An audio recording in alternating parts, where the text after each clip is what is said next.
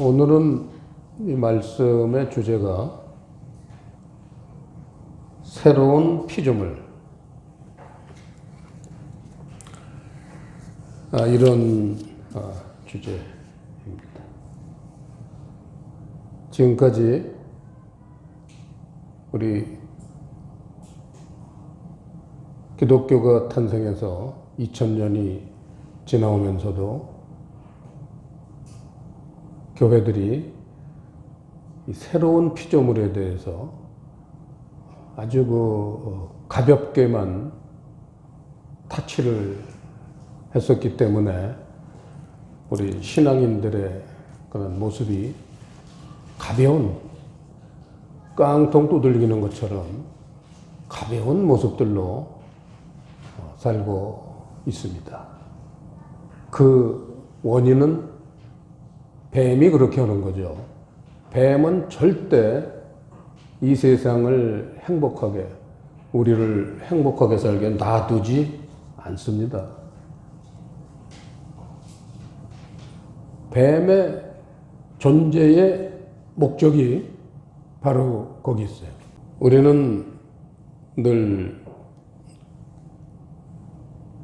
이러한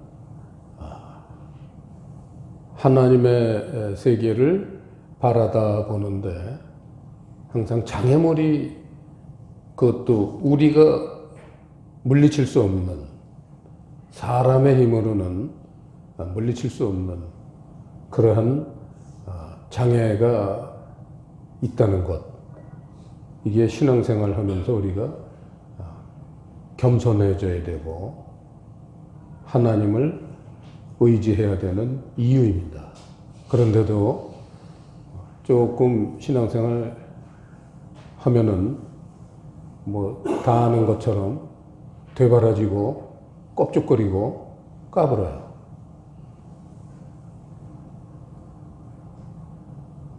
오늘 우리는 새해 벽두에 서 있습니다. 지난주에 첫 예배를 드렸지만 아직도 신년입니다. 우리의 마음가짐이 정말 하나님이 원하시는 그러한 방향으로 우리가 방향을 설정하지 않고는 금년 한 해 살아봐야 헛살 수도 있습니다. 그래서 오늘 주시는 이 말씀을 가지고 우리가 한번 금년 한 해 방향을 한번 구상해 볼 수 있기를 바랍니다. 자, 15절 말씀 보시면 십자가의 의미, 깊은 의미죠. 교회를 다니면 누구든지 십자가가 뭔지 소위 사형리, CCC 김중건 목사님이 늘 외치던 사형리, 이게 이제 세상 교회의 교리입니다. 그거 갖고는 약해서 안 돼요. 사형리라는 건 다 아시다시피 사람은 누구나 다 죄인이다. 내 스스로는 그 죄를 해결할 수 없다. 예수님이 십자가에서 죽으신 그 피 때문에 내가 죄사함을 받았다. 그래서 나도 이제 나가서 다른 사람들에게 이러한 좋은 소식을 전해야 된다. 이게 사형리라는 전 세계 기독교의 가장 핵심 교리입니다. 그건 맞습니다. 하지만 너무 얕아요. 너무 얕습니다. 십자가의 의미 오늘 15절이잖아요. 15절 다시 한번 읽어보겠습니다. 시작. 저가 모든 사람을 대신하여 죽으심은 산자들로 하여금 다시는 저희 자신을 위하여 살지 않고 오직 저희를 대신하여 죽었다가 다시 사신 자를 위하여 살게 하려 하느니라. 이게 십자가의 진정한 의미고 깊은 의미인데 이거대로 사는 사람 있습니까? 오늘날 전 세계 교회에 찾아보세요. 초음속 비행기를 타고 두루 한번 다녀보세요. 이런 사람 한 사람만 만나도 하나님은 지구를 멸망시키지 않습니다. 하나님의 약속이에요. 전부 내 죄를 사했다. 여기에 초점을 맞춰서 할렐루야 놀렐루야 하고 한심한 작태를 하고 있는 거죠. 십자가의 첫 단추는 그 사용리가 맞죠. 내 죄를 사했다. 그걸 누구든지 부인하면 그거는 적그리스도가 된다고 그랬어요. 하지만 여러분 옷 입을 때 맨 위에 단추 하나만 입고 밖에 돌아다녀 보세요. 사람들이 다 쳐다보겠죠. 왜 쳐다볼까요? 두 가지 이유겠죠. 하나는 좀 모자라는 사람 아닌가. 그 다음에 저게 또 새로운 패션인가. 파리에서 시작한 새로운 패션인가. 그래가지고 또 단추 다 밑에 거 푸르는 거 아니에요? 새로운 패션 나도 참여하자고. 그럼 같이 모자라는 사람 되는 겁니다. 여러분 단추를 하나만 잠그고 돌아다녀 보세요. 틀림없이 모자라는 사람들이 웃을 거 아니에요. 하나님 나라의 어떤 그런 가르침을 단추 하나만 끼고는 평생을 돌아다니고 있어. 그런 내가 최고의 신앙이래. 한심하잖아요, 여러분. 십자가의 깊은 의미가 뭐예요? 예수님이 나를 위해 죽으신 분, 이건 십자가 얘기예요. 그거는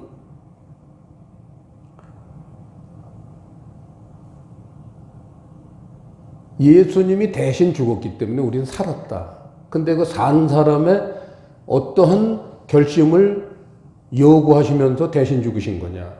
산 사람들이 다시는 자기 자신을 위하여 살지 않고 오직 저희를 대신하여 죽었다가 다시 사신 자, 예수 그리스도죠.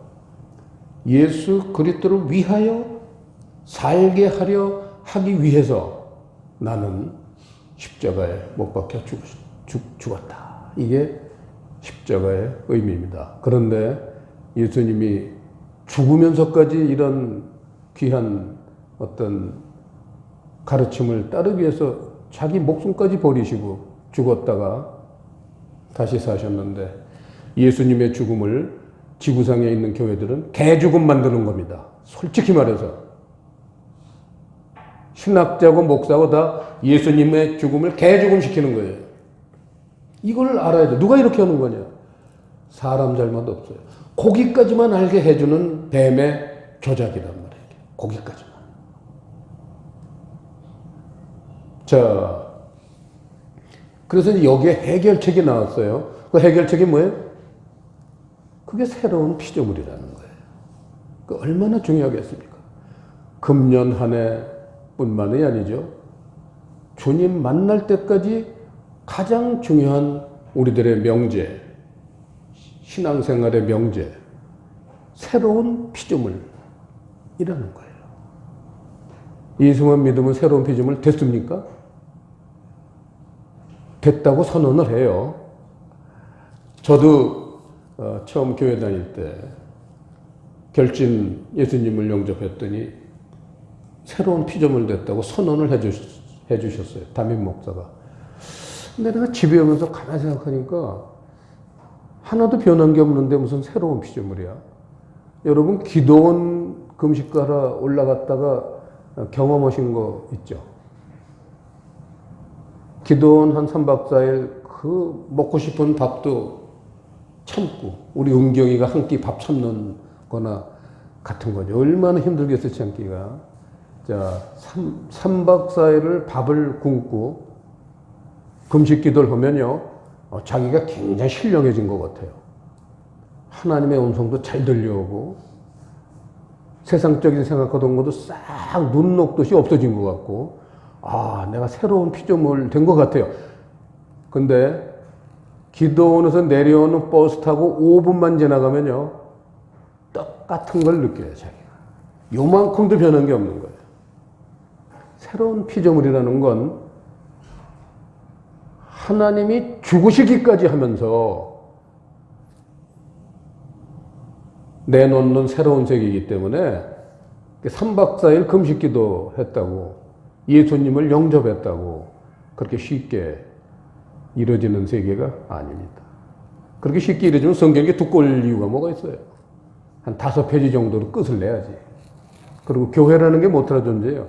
닷새만 사람들을 일주일만 가르치면 돼요. 자, 새로운 피조물이 되는 절차 해가지고 첫째 날 월화수목 금토 그리고 이제 주일날 그거 가지고 예배 드리고 이제 교회 그만 나오세요. 여러분들은 새로운 피조물 됐으니까 이제 더 이상 교회 나오실 필요가 없습니다. 자, 집에 가서 이제 주님 오실 때까지 널널하게 마음 놓고 신앙생활에서 끝 이래야지 되잖아요. 근데 왜 또 나오라고 그래요? 뭐가 아쉬워서 또 나라고 그럴까요? 만약에 교회가 헌금만 내는 어떤 제도만 없어도요, 이렇게 교회가 커지고 뭐 부흥하고 많아지고 그럴 이유가 없습니다, 사실. 사람들이 안 가르쳐줘도 다 무슨 직장 다니고 사업을 하고 그 이유가 돈을 벌려고 그러는 거 아니에요. 돈을 버는 그런 어떤 세계가 없다고 하면은 그렇게 죽자 살자고 아침 새벽부터 일어나고 밤늦게까지 일하고 그러겠어요? 돈에 어떤 면에선 미치니까 누가 안 가르쳐도 새벽부터 그냥 우리나라 저 길을 보세요, 길. 제가 가끔 가다 서울 갔다가 무슨 볼 일이 있어서 늦게 올 때 새벽 2시, 3시에 올림픽 도로를 타고 오면은 세상에 차가 얼마나 많은지요. 저 사람, 우리나라 사람들은 잠도 안 자나? 저희 집이 길가에 있잖아요. 밤새도록 숑숑 다녀가지고요. 이 다 돈 벌자는 욕심 때문에 그래요. 솔직히 교회도 이 돈을 벌려는 욕심 때문에 교회가 부흥하는 거지 돈 내는 제도가 없다. 교회에 오면 경건하게 예배드리고 가는 거지 돈 낼 필요 없다. 이렇게 만약에 만들어 놨으면 그렇게 교회가 부흥할 거예요? 어림없는 소리 하지도 마세요. 그게 다 뱀이 하는 짓이에요. 사람들이 뭔가 아주 뜨거운 열정을 가지고 하나님을 추구하는 것 같지만 사실은 뱀이 깔아놓은 그 소프트웨어에 따라서 사람들이 들어가고 있는 거예요. 새로운 피조물, 오늘 주제입니다. 자, 그래서 이제 15절에서 십자가의 의미를 우리가 봤고, 그 다음 16절 보시면요. 그러므로, 여러분 알다시피, 그러므로, 라는 접속사가 들어갈 땐 그게 결론이잖아요. Therefore. 결과적으로 그런 얘기예요. 그러므로, 결과적으로, 예수님이 십자가에 못 박히신 거는 자기 자신을 위해 살지 말고 이제는 예수님을 위해 살아라. 그래서 뭐예요? 결과적으로. 그러므로 우리가 이제부터는 아무 사람도 육체대로 알지 아니하노라. 이거예요. 우리가 사람을 보고 감정을 돋구고 미워하고 옥신 각신하고 부부 사이에도 그렇고 이웃 간에도 그렇고 심지어 친구 간, 부모, 자식 간 전부 옥신각신하는 이유가 사람을 육체대로 보는 거예요. 근데 이거는 너무 웃기는 게 사람은 강시다 그거예요. 제가 그전에도 한번 설교한 적이 있어요. 여러분 강시라고 어린이들 만화 보면 나와요. 어른들은 모르는 사람이 있을지 몰라도 그 중국 모자 쓰고 중국 옷 입은 그 시체가 손 앞으로 벌리고 이러고 막 이게 다니는 게 있어요. 이게 강시예요. 사람은 다 강시예요. 왜? 사람은 죽었잖아요, 육체는. 그 얘기하는 거 십자가가. 인간을 쓰러뜨리는 그 육체. 그 육체를 예수님이 사람들 육체와 같이 죽으신 거 아니에요. 15절 보세요. 저가 모든 사람을 대신하여 죽으신 분이잖아요. 모든 사람을 대신해서 죽으신 거예요. 왜? 그 육체를 없앴다는 거예요. 그러면 예수님이 십자가에서 죽으신 이후에는 사람은 육체가 없는 거예요. 죽은 거예요. 죽은 시체들이 빨빨거리고 돌아다니고 성질을 내고 감정을 내고 그래요. 옥신각신하고 그게 강시지 뭐예요. 그래서 예수님의 십자가에 못 박히신 그 깊은 의미를 아는 순간부터 사람은 강시로 봐라. 그 얘기예요. 육체대로 보지 말라는 거예요. 내 남편이, 내 부인이 성질나게 해도 그 사람을 보지 말라는 거예요. 거기까지가 16절입니다. 그리고는 드디어 하이라이트. 그래서 그럼 뭐냐? So what? 그러면 그걸 사람 육체로 보지 말면 뭐냐? 그러면 끝이냐? 그럼 끝이 될 수가 없잖아요. 해결책이 나와야지. 그 해결책이 새로운 피조물. 그런데 그 새로운 피조물이 17절 보시면요. 17절 시작. 그런즉 누구든지 그리스도 안에 있으면 새로운 피조물이라. 이전 것은 지나갔으니 보라 새 것이 되었다. 이 17절 말씀을 고백할 수 있는 사람이 주님이 정말 원하시는 사람, 십자가에 헛되이 죽게 만들지 않는 사람이에요. 17절. 이 17절 말씀대로 사는 사람, 이게 주님이 원하시는 거예요. 보라, 이전 것은 지나갔으니 보라, 새 것이 되었도다. 이 고백할 수 있는 사람 있어요? 뭐가 새 것이 되었다는 거예요? 뭐가 이전 것을 청산한 게 있어요? 그래서 이 새로운 피조물이라는 걸 오늘은 아주 가볍게 한번 타치를 해본다면 내면 세계 얘기예요. 말씀의 흐름이. 그렇죠? 외면 세계는 뭐 했다고 그래? 십자가에 못 박아 죽여서 강씨를 만들었어요. 외면 세계는 끝. 그러면 뭐가 남아요? 내면 세계. 내면 세계. 근데 그 내면 세계를 통해서 우리가 새로운 피조물이 되어야 되는데 그 가장 핵심, 어떻게 하면은 내면 세계가 새로운 피조물이 되느냐. 거기 한 문장 있어요. 빨리 보세요. 정답이 뭐죠? 17절에서 크게 이거죠. 그리스도 안에 있을 때 새로운 피조물의 세계가 열리는 거예요. 그리스도 안이 뭐냐? 이게 이제 우리 푸른 교회는 이거를 우리가 서로 의논하고 풀 수가 있습니다. 세상 교회에서는 미안한 얘기지만 이거를 이렇게 풀으려면은 한두 시간 갖고는 안 돼요. 상당한 시간이 걸려야 됩니다. 우리는 그냥 쉽게 풀 수 있어요. 그리스도 하면은 그게 진리의 말씀이에요. 그리스도 안에서라는 말은 진리 안에서 그 얘기예요. 그러니까 하나님의 세계는 내면 세계인데 그 내면 세계가 무엇으로 이루어졌느냐? 진리로 이루어졌어요. 그 진리가 뭐냐? 하나님의 내면 세계다 그 얘기예요. 하나님의 내면 세계. 이 진리의 세계가 새로운 피조물이 되려면 사람이 세 가지로 이렇게 분류할 수가 있겠죠. 육체는 말고니까. 자, 그러면 뭐예요? 간단하잖아요. 이건 상식적으로 이건 접근할 수 있습니다. 첫째가 생각적 세계가 있죠. 다른 말로 하면 사고적 세계가 있어요.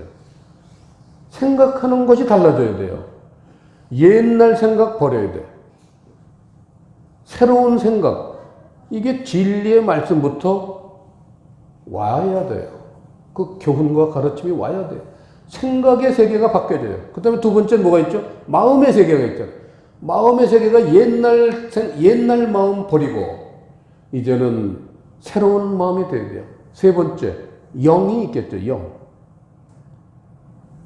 옛날 영은 영이 없어요. 죽었잖아요. 영이 어디 있어요, 사람이. 영이 잠자고 있었어요. 선악과를 먹는 순간 네가 정령 살리라 그랬어요. 죽으리라 그랬잖아요.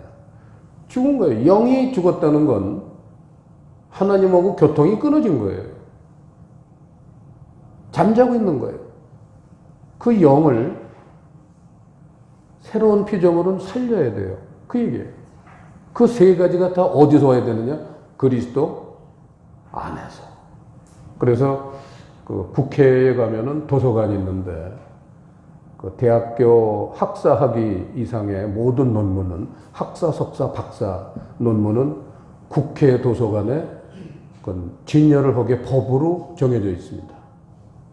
그런데 국회의원들이 그걸 보고 연구하라고 국회에 갖다 놓은 건데 모르겠어요. 국회의원들이 그 논문들을 얼마나 연구를 해가지고 나라를 위해서 열심히들 하시는지 그건 모르겠지만 제가 모든 논문은 국회 안에 가면 다 있습니다. 아무리 조그만 대학이고 세상 사람들이 시시한 대학이라 하건 유명한 대학이라 하건 구별 없이 논문은 다 진열되어 있어요. 그래서 저도 내 이름도 있나고 한번 가서 찾아봤더니 색인 대로 따라가 보니까 쫙 이득상 딱 있더라고요. 이득상 논문이 거기 학사 논문도 있고 석사 논문도 있고 그래요. 거기 보면요.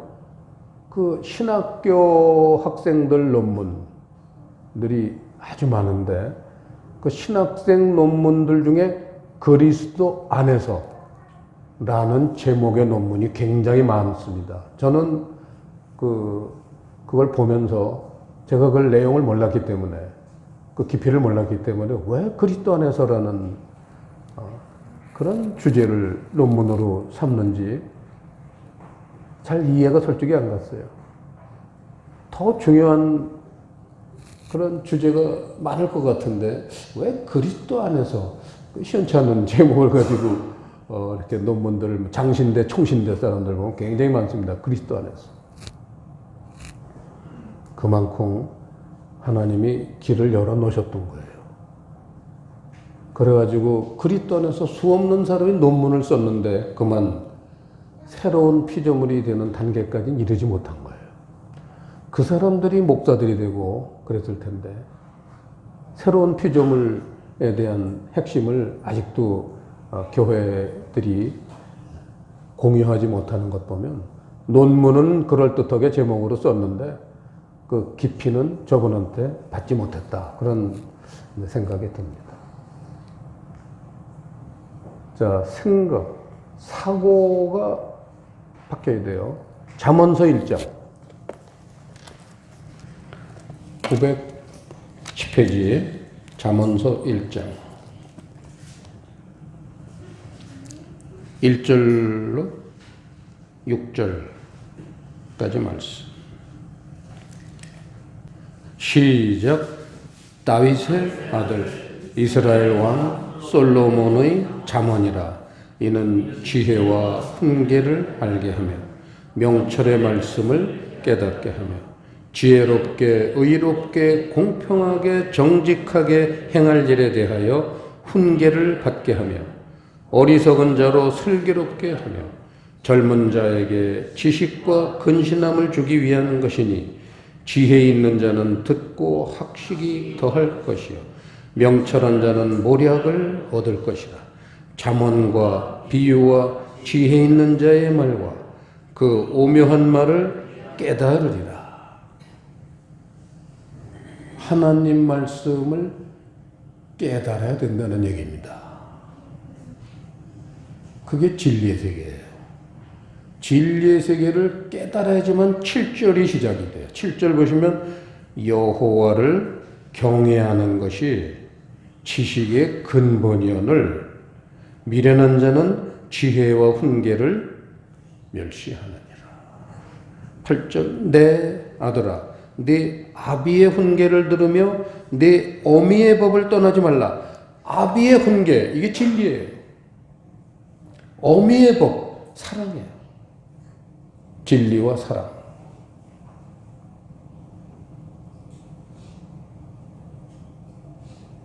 이거를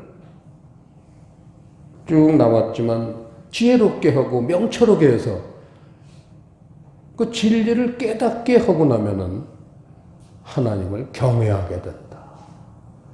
그 깨닫기 전에 경외하는 건 진짜 경외가 아니죠. 겉모습만 거룩한 척 한다 그거예요. 겉모습의 경외. 근데 그 내면 세계로 하나님을 경외하려면은 진리의 세계가 들어오지 않고는 경외할 수가 없게 돼 있어요. 그게 하나님이 만들어 놓으신 법칙이에요. 인간이 제 아무리 침을 튀기면서 우겨도, 이를 갈면서 우겨도 안 통합니다. 자, 마음은 이제 우리가 잘 알잖아요. 마음이 바뀌어야 되는 것. 그거는 아주 간단하게 설명했죠. 빌립보서 2장 5절. 이건 뭐 전부 암송 들으시는 거지만, 시작. 너희 안에 이 마음을 품으라. 곧 그리스도 예수의 마음이니. 여러분, 예수의 마음이니 그러질 않았어요. 예수님 마음 닮으면 그건 아니에요. 그리스도 예수의 마음이에요. 그리스도가 진리예요. 예수는 사랑이에요. 아비의 법, 어미의 법 똑같은 거예요. 잠언서서 얘기했던 진리와 사랑에서 기인하는 마음, 진리와 사랑을 우리가 배울 때에 내 안에 자리를 잡고 바뀌어가는 그런 마음, 그거를 그리스도 예수의 마음이다, 이렇게 표현합니다. 그 다음에 그걸 이제 영, 세 번째, 영이 아까 얘기했지만 이전 것이라는 건 영은 없었어요. 우리가 태어날 때 하나님의 존재도 몰라요. 왜? 영이 죽어 있기 때문에. 근데 언제 그 영이 살아나느냐, 이걸 거듭난다고 하는 거예요. 교회에서 거듭난다고 하는 거는, 그거는 겉모습이에요. 겉으로만 거듭나는 거예요. 사실은 거듭난다는 말은 세례, 부활 같은 말이야 다. 거듭난다는 게 뭐냐? 세례가 뭐냐? 야고보서 1장 18절. 이게 거듭나는 거예요. 찾아보죠. 우리 푸른교회 주제가에 이거요. 예배 때마다 거의 등장 안 할 때가 없어요. 야고보서 1장 18절 항상 등장하는 말씀이에요. 우리 푸른교회 주제가에 이거. 371페이지. 거듭난다는 게 뭐냐를 그 엉터리로 가르치는 세상 교회에게 가르쳐주고 부끄럽게 만드는 거예요. 자, 시작. 그가 그 조물 중에 우리로 한 첫 열매가 되게 하시려고 자기의 뜻을 좇아 진리의 말씀으로 우리를 낳으셨느니라. 낳으셨느니라, 이 낳다라는 단어가 창조하신다는 말이에요. 새 창조예요. 자, 하여튼 우리를 낳으셨다. 부모님 뱃속에서 나온 거는 육체가 낳는 거예요. 그러면 하나님으로부터 낳는 건 우리 영, 아까 말했던 죽었던 영이 이제 생명을 얻는 거예요. 그게 낳는 거예요. 그게 뭘로 낳느냐? 진리의 말씀으로 그게 우리 영이 태어나는 거예요. 그걸 거듭난다. 그걸 세례다. 부활이다. 할례다. 전부 똑같은 단어예요. 그게 복잡하게 한 게 없어요. 신앙생활은 그냥 그게 다 같은 말이기 때문에 하나만 하면 돼. 거듭나면 돼. 그런 그게 거듭나면 그게 다 세례도 되는 거잖아요. 더러운 거 없어지고 새로운 피조물이 된다는 거예요. 그게 부활이에요. 영적인 부활 얘기예요. 영적인 부활. 다 같은 말이에요. 복잡할 게 없어요. 무슨 뭐 부활 따로 가르치고 뭐 세례를 따로 가르치고 할례를 따로 가르치고, 그거는 세상 교회들이 하는 거예요. 진리의 세계가 탁 들어오면요, 그게 하나인 걸 그냥 보여주십니다. 하나님.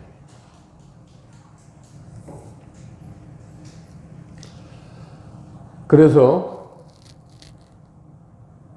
오늘 새로운 피조물, 금년 1년간에 또 우리 주님 만날 때까지 우리의 신앙의 가장 중요한 목표가 뭐냐? 새로운 피조물.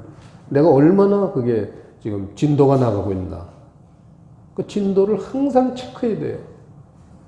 하루아침에 100%가 안 돼요. 주님이 원하는 새로운 피조물이 자고 났더니 짱 100% 됐다. 그런 건 없어요. 히딩크처럼 하루에 1%씩 시원찮은 한국 국가대표팀을 내가 올려놓겠다. 세계 4강까지 올렸어요. 그 비법이 하루에 1%씩. 그러고는 공은 차지다나 이상하게 맨날 뜀박질만 시켜. 그 사람들이 굉장히 걱정했었어요. 아니 무슨 체력 훈련만 해. 여기 무슨 뭐 근대 3종 경기 나가는가 봐. 체력 훈련만 시켜. 이야, 나중에 월드컵을 해보니까요. 아무리 기술이 좋아도 그 몇 시합을 세계적인 팀들, 우리가 처음에 폴란드, 무슨 뭐 포르투갈, 이태리 이런 막강한 세계적인 나라들하고 붙었는데 그거 쫓아다니느라고 진 빠졌으면요. 뭐 몇 강전 올라갈 때마다 힘이 빠지니까 나중에는 걸어 다녔을 거예요. 근데 너무 놀라운 게 그 4강전, 8강전 이태리하고 할 때도 보면 이태리가 밀리잖아요. 우리한테 체력이. 여러분 아시잖아요. 그 박지성, 이윤룡 무슨 쟁쟁한 선수들이 그냥 90분 뛰는 걸 무슨 5분 뛰듯이 날아다니잖아요. 발걸음이 무거워지질 않아. 그게 히딩크가 체력 훈련을 시킨 거예요. 거기에 비법이 있어요. 기술은 조금만 가르쳐줘도 된다. 체력은 조금 갖고 안 된다. 체력이 국력이다. 그래가지고 그냥 그 불만이 얼마나 많아서 맨날 이리 뛰고 저리 뛰고 뒹굴고 이것만 가르치니까 이게 뭐야 했는데 결국은 그 체력이 있으니까 세계 4강까지 올라가. 하나님 나라도 똑같아요. 하루에 1%씩 올리면 돼요. 그러니까 히딩크의 전법은 하나님 나라 전법이에요. 여러분 하루라도 쉬면 안 돼, 이건 그 대신. 그게 뭐 며칠 일하다가 야 힘드니까 쉬자 그러면요 그건 도라미 타불이 돼요.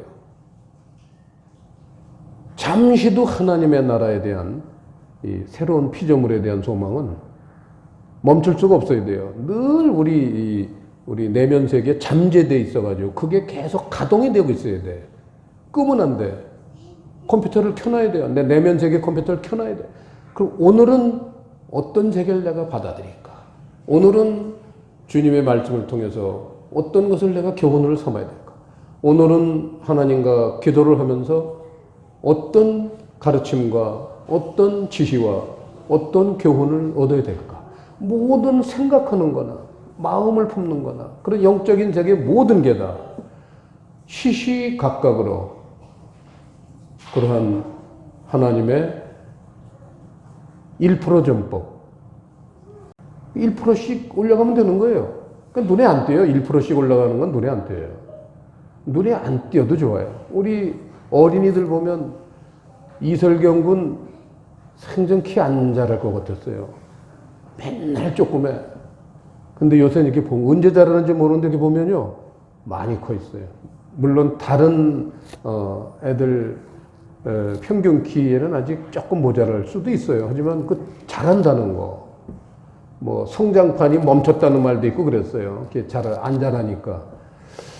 저는 그런 얘기 들을 때마다 이제 그냥 속으로 그냥 기도했는데 알지 못하게 크잖아요. 우리 신앙이라는 건요 알지 못하게 커야 돼요. 그래서 마태복음에서 얘기했듯이 30배, 60배, 100배 이렇게 커지는 거예요. 그게 1%부터 오는 거예요. 1, 2, 3, 4를 쭉 쓰는 거예요. 100까지. 그걸 이제 요체만 말해서 30배, 60배, 100배 이게 세 가지만 뽑은 거지 1%부터 100%까지예요. 그게. 하나님 나라는 그렇게 잘하는 거예요. 자, 거기까지가 17절 받고 그래서 18절 보시면요. 모든 것이 하나님께로 났나니 그 새로운 피조물이 되는 비결을 그리스도 안에 라는 표현을 썼다가 18절에서는 모든 것이 하나님께로 났다. 이렇게 이제 표현을 했습니다. 자, 모든 것이 하나님께로 났다. 그 모든 것이라는 게 이제 킹제임스 영어 성경에 보면 all things, 모든 것, 그야말로 모든 것이에요. 아까 말한 정신적인 세계, 마음적인 세계, 영적인 세계, 이게 전부를 얘기하는 거예요. 모든 것이 하나님께로 났다. 그 낫나니, 그 낫다라는 단어가 헬라어를 보면 에크라는 전치사예요. 자, 제가 부르게 적어 쓰세요. 그 전치사는 전치사인데 근원을 표시해주는 기본 전치사. 이 에크라는 단어의 성경 사전을 보면 나오는 해설이 근원을 표시해주는 기본 전치사. 그리고는 이제 그 뜻을 네 가지를 거기 써놨습니다. 제가 부를게요. 뭐뭐로부터 from 이런 의미가 있다는 거예요. 뭐뭐에게서, 그 다음에 뭐뭐로 말미암아, 그 다음에 뭐뭐에 의하여. 그거를 대표적인 전치사 of라는 단어로 요약을 했습니다. 킹제임스도 그대로 all things are of라는 건 여러분 알다시피 뭐뭐의니까 그걸 소유격이라고 그래요. 소유격. 학교 다닐 때 배웠잖아요. 소유격. all things are of, 그 다음에 God. all things are of God. 모든 것이 하나님의 것이라는 거예요. 이게 새로운 피조물이에요. 그래서 모든 것이라는 건 생각, 마음, 영. 영은 육이죠. 아, 육은 아니고. 육은 죽었으니까. 그럼 육은 뭐냐?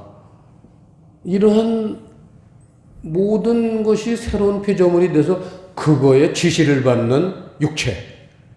예수님이 뭐 우리를 위해서 죽으셨다고 그러지만 사람을 육체대로 보진 말라 그러면 육체로 있잖아요, 사실은.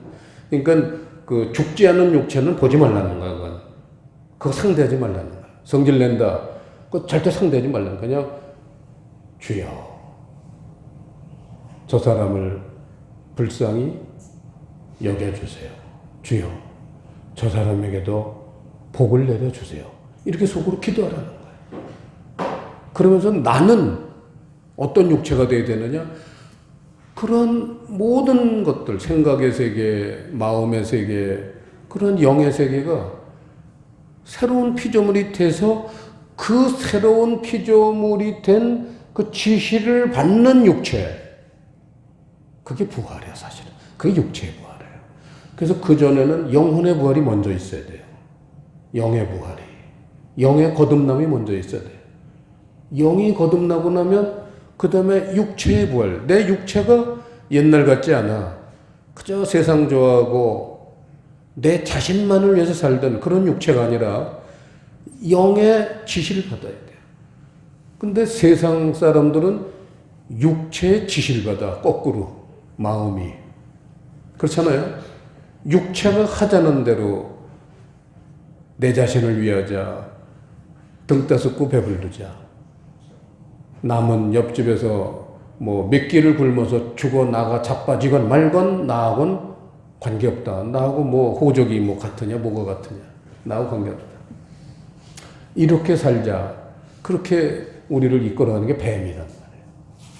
근데 하나님은 all things are of God. 하나님의 것으로 모든 것을 바꿔야 된다. regime change예요. 그 내 안에 있는 나라를 완전히 통째로 다 바꿔야 돼. regime change예요. 이게 새로운 피조물 우리에게 요구하시는 것이고, 그래서 18절, 19절 보시면은 모든 것이 하나님께로 났나니 저가 그리스도로 말미암아 우리를 자기와 화목하게 하시고 또 우리에게 화목하게 하는 직책을 주셨다. 이게 하나님하고는 언제 화목해지느냐?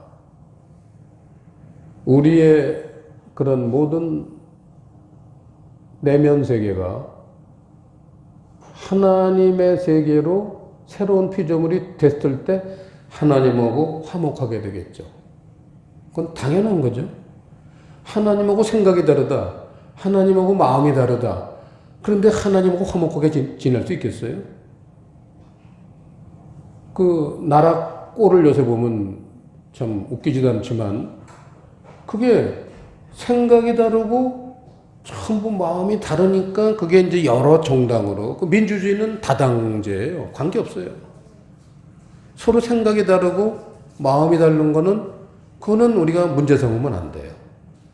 하지만 민주주의 국가이기 때문에 민주주의라는 틀 안에서 생각도 다르고 뭐 마음도 다르고 그래야 되지. 민주주의라는 틀을 벗어나면 그거는 헌법을 벗어나는 거니까 그거를 주도했던 사람들은 역사가 증명하듯이 계속 이제 평생을 감옥 가거나 처형당합니다.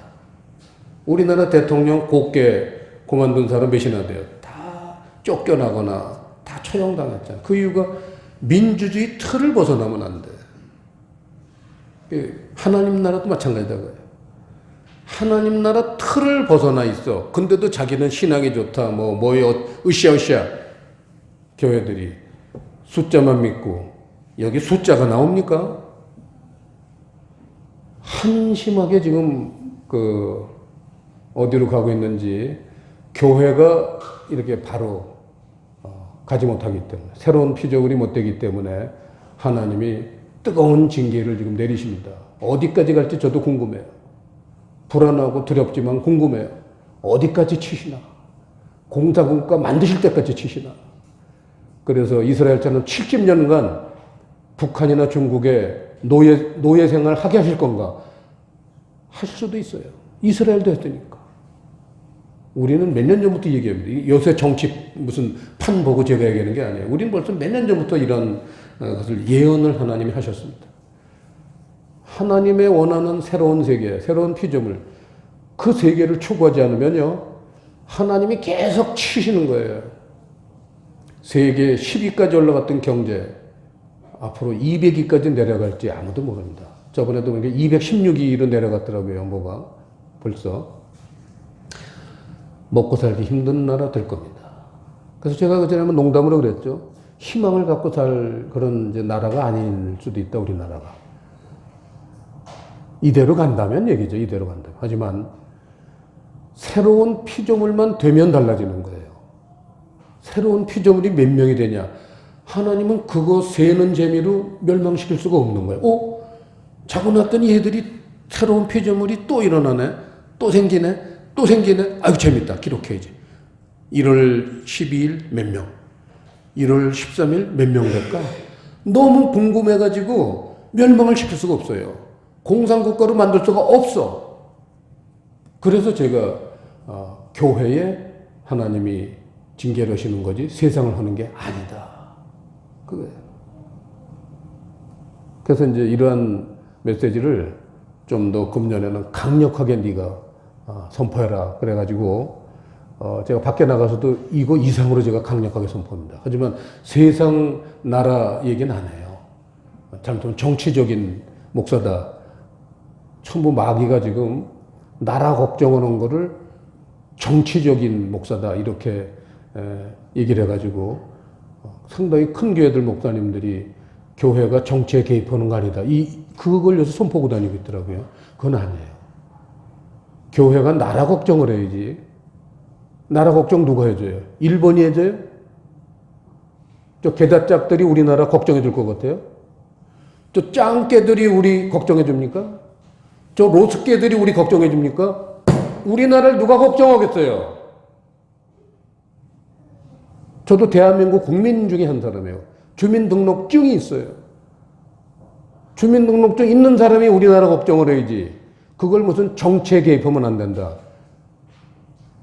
술 처먹었어요? 낮술 먹었어, 이것들이?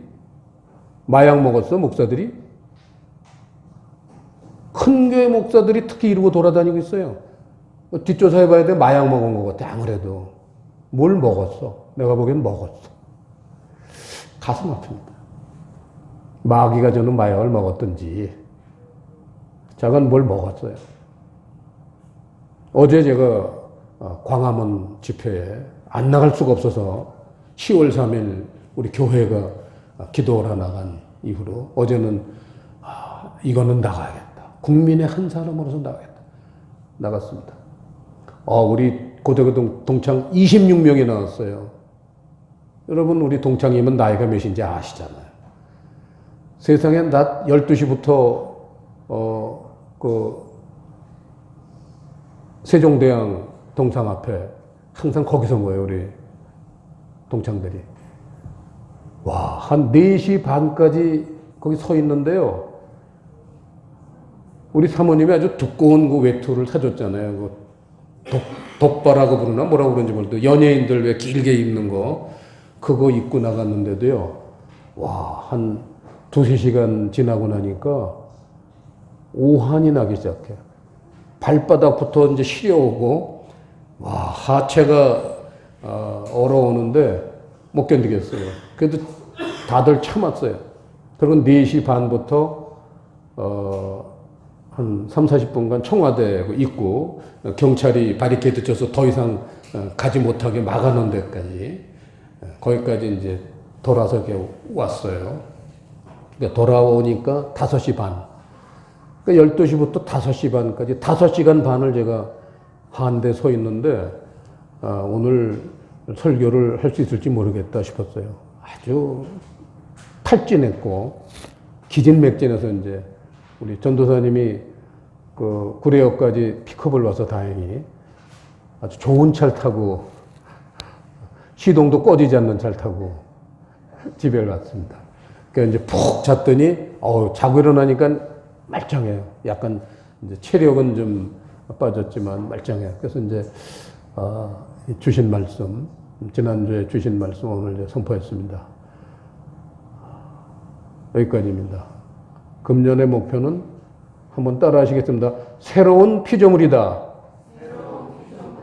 기도하시겠습니다. 아버지 하나님, 오늘 고린도후서 말씀을 금년 벽두에 저희 교회에 주셨습니다. 이 말씀을 잘 묵상해서 모두들 내 것으로 만들 수 있도록 성령님 인도하여 주시옵소서. 예수님 이름으로 기도드리옵나이다.